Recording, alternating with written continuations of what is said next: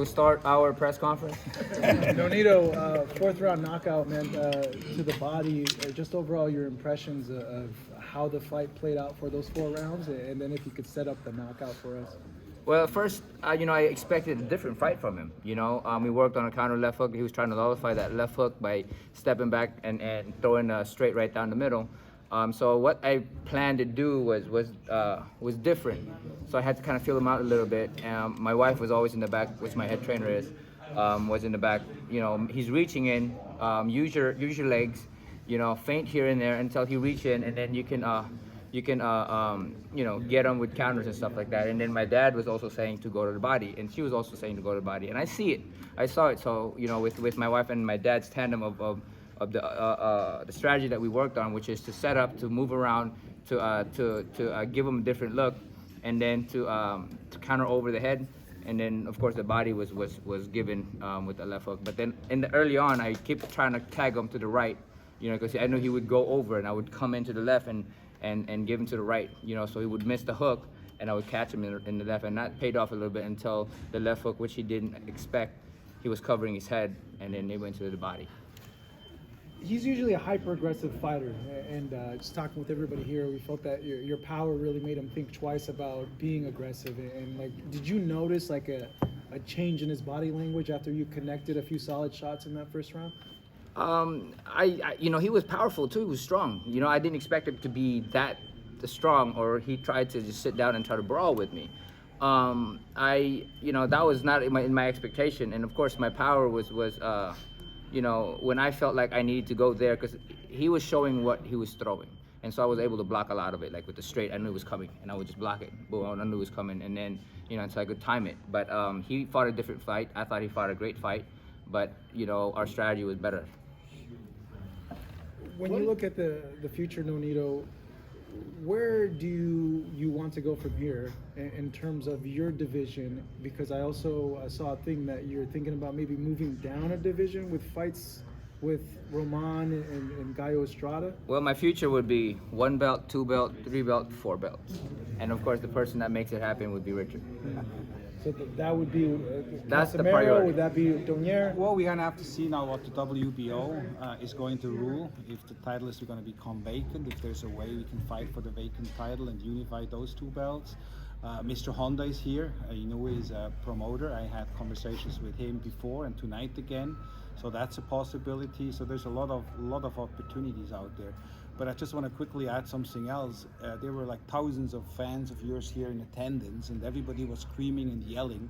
And when you guys are going to rewatch the telecast, you're going to hear 2 little voices, but those 2 little voices were the loudest voices, really the only voices I've heard. And they kept yelling, "Body shot, yes. Body shot, yes, body yes. shot." I heard that and too. That was his kids. That was my kids. My son. I remember.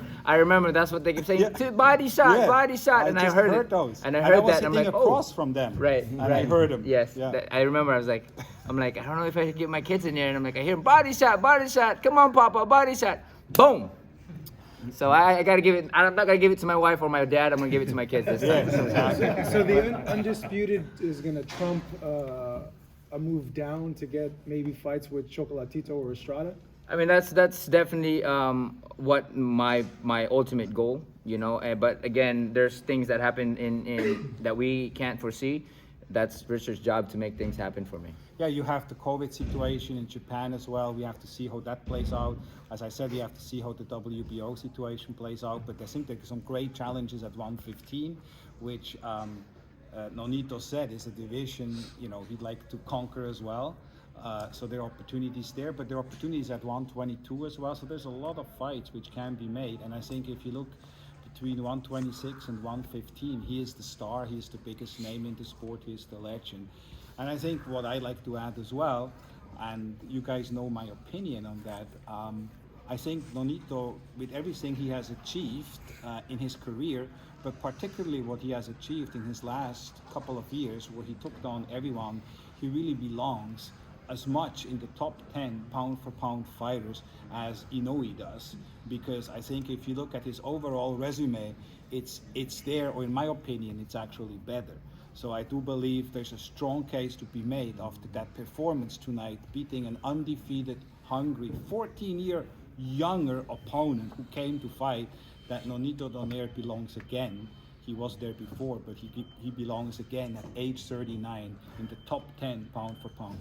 Nonito, this is your second fourth round KO in a row. I want to say in the same building too, right? We're gonna want to fight anywhere else?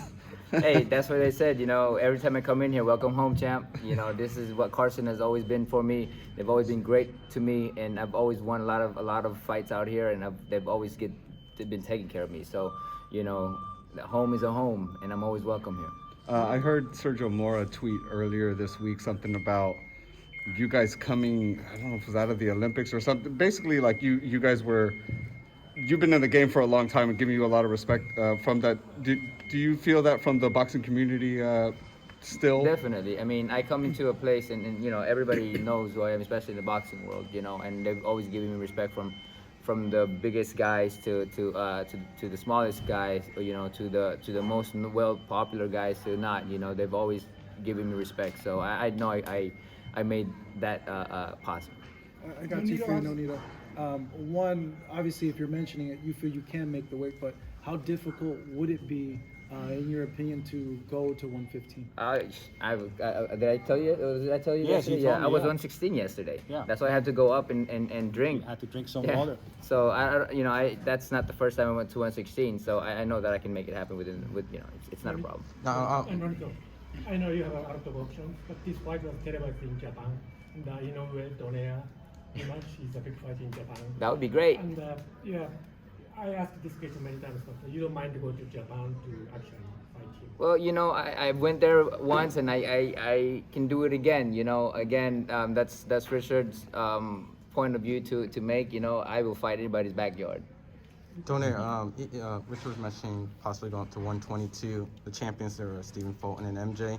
Bring it on. Do you have any opinions on how Fulton looked in the previous fight? Have you seen it? I mean, I saw it, and it was a rough fight, you know. But my focus right now is the 118, and that's pretty much where I you know, I don't want to spread myself too thin like I did in the past, you know. So, but yeah, I'm ready for everybody. Nonito, how does it feel to be at this point in your career, not only as well respected as you are in the boxing community, but kind of even the way it plays out stylistically in fights? Like right now, we just saw you take on a 14-year younger challenger. Age ain't nothing but a number, bro. And I feel like in the end, it came down to a case of a good young fighter just losing to a great old fighter. Is that a surreal feeling that you feel you get more often in the ring now? No, you know, it's I don't ever look at the weight or the age. You know, I mean, the guys I'm sparring right now, they're younger than me, and you know, I'm doing a pretty good job with them, and they're a tremendous fighter. They do a good job with me. I don't see any age. I mean, if I crack you with one punch and it's gonna hit, I don't care if I'm 50 years old. You go down. What did you say to Raymart after the fight? I saw you had a moment with him. I just told him. I told him, don't be disappointed. Don't be disappointed. You did a great job. You're gonna be a champion, and whatever I can do to help, I will help you. I promise you that. Do you see some of yourself in him now that you've spent the past week with him? And I did. I do. You know, I was that little shy kid. You know, just very innocent and just very shy. You know, but when I came in here, I was hungry. You know, I saw a little bit of that when we were in the press conference. Just a really nice kid. You know, and I was like that. Rachel, before I met her, she what did tainted me. I wanted to get your assessment of how Nonito looked tonight. Well, I think in the first couple of rounds, I think your cape had fallen off way too soon. He was a little bit cold. It took a while, and I knew it was going to take a little bit more to bring him out. As far as when we saw Gaballo actually starting to throw way off of his feet, he was missing. And that's what we wanted. I think with him being young, he was trigger happy, wanted to get those big shots off. But just little feints was getting him to throw combinations when he wasn't standing there anymore. We had worked the body a lot, sparring with Tomoki Kometa and Angela Leo, and that was something that if you were a fly on the wall in that gym, it was amazing sparring. And he lit up the body when we were sparring. So the game plan, there's certain things that weren't working that we thought was going to work. Gaballo's corner really did a good job in innovating his left hook, but that wasn't what we were really focusing on. We were really focusing on the body shots. Yes, we did. Do you like the idea of the move down to 115 at this stage in Nonito's career? I mean, I think that he can do it. I've seen it again, he weighed in at, he didn't weigh in at 117.9 or 118 on the dot. He weighed at 117.2, and he was at 116 and then rehydrated.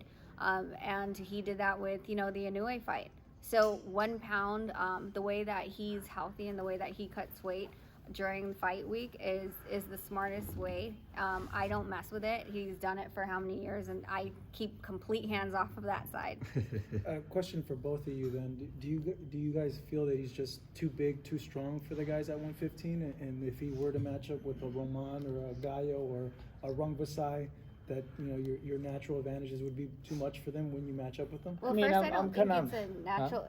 Well, first, let me just put this out there. I don't think that we're doing it because of a natural advantage. We're doing it because that was a division that he could not get that 115 title in. Mm-hmm. So we're not doing it for any other type of advantage for that. This is just for his legacy. That's what we're after now. Nonito, you prove that there's still plenty left in the tank tonight. Is the main goal, the Inoue fight, or these other options that? The main goal is definitely getting all the belts right here. And whoever stands in that way, with Richard's genius in making the fight happen, that's the goal, is becoming undisputed champion of the world. And I think what is important as well at this point, he has achieved so much. I mean, there's nothing. He's a sure shot first ballot Hall of Famer. So he's a 9-time world champion, 4 different weight classes. So 39 years old. So I think what we want to do as well, we want to go and do where he can make the most money as well. So let's so we're going to be open. We want to get the biggest challenges. We want to unify. That's clearly the goal. That's what he told me. But at the same time, if somebody offers us a big amount of money to go to 115 or 122, and it's a challenge Nonito likes, then we're certainly going to look at that. So we're very open-minded, with the first goal being the unification. And again, I had very productive conversations with Mr. Honda. I don't believe there's going to be an issue to get that fight done in Japan. They welcomed Nonito very warmly. He has a lot of fans in Japan. But again, it's going to come down to the financial aspects of that fight, and if it makes sense for us. What's different the second time around, you guys feel, with the Inoue fight? You or me? Well, the first thing is, I fought differently. I think it knocked some good senses in me, that now I'm using a lot of strategy. I'm not just the kind of guy who goes out there and just guns and blazing. I'm actually going back into the old me, where I'm all about strategy. And that's one thing with her, is that we create a strategy for her looking at foot placement, and that's what she kept trying to tell me. Nullify his foot, square him up, and this and that, and then I would look up the upper body and counter. So our tandem is really great, and that's something that I didn't have in the fight with Inoue. And I think that's something that this time around will be the biggest key factor of defeating Inoue. And just a quick question on the possibility of a Casemiro fight. I know there's been some complications in the past. Is that fight possible? I know that, well, for me, it's mainly for me is somebody who holds that belt. Whoever holds that belt is who I'm fighting. And if he puts himself in that position, then yes. And again, the person to make that happen, of course, it would be Richard Schaefer. I've never ducked anyone, and I will never be that person. I will fight, and I will have my goal of having 4 belts right here in front of you guys. Nonito, what happens if you do become undisputed, like after? Well, that's something that I haven't been yet, so therefore it's just another thing to think about. I mean, this camp was just tremendous for us. I mean, it had a lot of balls thrown at us, right? Yeah, this camp was not an easy camp, and he never makes anything easy for me. So never. That's not anything new. But Richard, this is the first time, so you might want to capture his reaction. But during camp, Nonito lost his tooth, his front tooth. I was just biting on something, it came off. And it broke. Yes. So that's one. So, and we were like in between like sparrings and stuff. It wasn't at sparring, but I had to find a dentist that was going to do it within 24 hours of temp, and then get his permanent within 2 weeks, because we were afraid of the mouthpiece. So yeah, the mouthpiece issue was the biggest thing. Watch for that footage, because that's going to be fun to see him without a tooth. And then there was a COVID outbreak at the gym, and he got COVID. And within 3 days, he burned it. We tested, 8 times. Yeah, and we test everybody too in the gym. We test ever since Everybody. then. Ever we since then, tested we test everybody who comes in. everybody in the gym. But we that was partnered one of our with, things. with Clear Health Pass. Yes, It's down there. This We guy, partnered with Clear Health Pass because they're actually bringing an affordable at-home testing that is not, you don't have to use anything up your nose. Because of lollipop. these things, what we did in our camp after that exposure, him having to get testing positive on a consistent basis, we started questioning everybody that came in that gym, and we already had a closed gym. But when it came to the guys that he was sparring, because that's where you would get it, is the guys that are sparring. So we test everybody. We tested our After sparring that, partners yeah. every single time that they sparred, and that's the best way to catch COVID is because of the 3 to 4 days in between the testing twice a week. There you go. So we have a lot of obstacles going into this fight, but we made it happen. Nothing takes us down. Nonito, did you feel different in the ring just after having COVID? Did you feel any effects? Honestly, yeah, I did feel a little bit. It's like coming out from being sick. You don't just get your lungs going, but it didn't take long. It took about a day or two sparring, and was back to normal. So, I'm blessed with the health that I have. Just being healthy, eating healthy, that it didn't really affect me.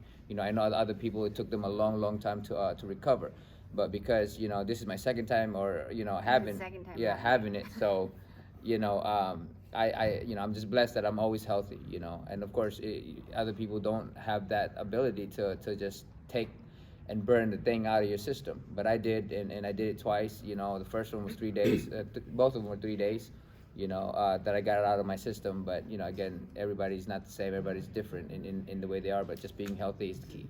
How's your tooth? The tooth is good. It's permanent. It's permanent now. Which one is it? Is it This one right here, the one to the right. The ones who look new and shiny. Yes, the one that looks shiny. What's funny? It happened too when I fought Montiel. The night before Montiel, we were at Ruth Oh, Chris that was on horrible. Paradise at 11 o'clock at night. After he ate his steak, he bit into the Brad, and all of And a it- sudden he was like The cracked night off. before. The Yeah. night before, yeah. So he actually had to go to. I have to have temporary on that fight. Surprise is good luck charm. Yeah. Yeah. Don't break my teeth though. I'm just curious. We were all freezing outside. Did you feel the cold at all? No, I thought it was gonna be affected because that's why we brought that thing. She bought it, the cape and all that stuff. But I made him wear it, but he didn't want to. Yeah. No, you're right. Richard was wanting to wear it, but honestly, it was difficult because I came in there. There was a thought in my head, and that's why maybe kind of played in my head. That's why I kind of slowed down in the beginning, but it didn't really affect me at all. I wasn't cold in there. When the adrenaline starts kicking. And once I start to warm up, with her and stuff like that, I mean, the mind can play tricks on us a lot of times. And when you start to think about it, when I start to cool down and just refuse to listen to my thoughts, then that's when I started performing. 39 years young. That's right, baby. More to Right. come. Nice hearing, by the way, Rachel. Thank you. Yes. So thank you guys so much, man. Really Thank appreciate you. you guys. Thank you. Thank you. Thank you. Thank you. And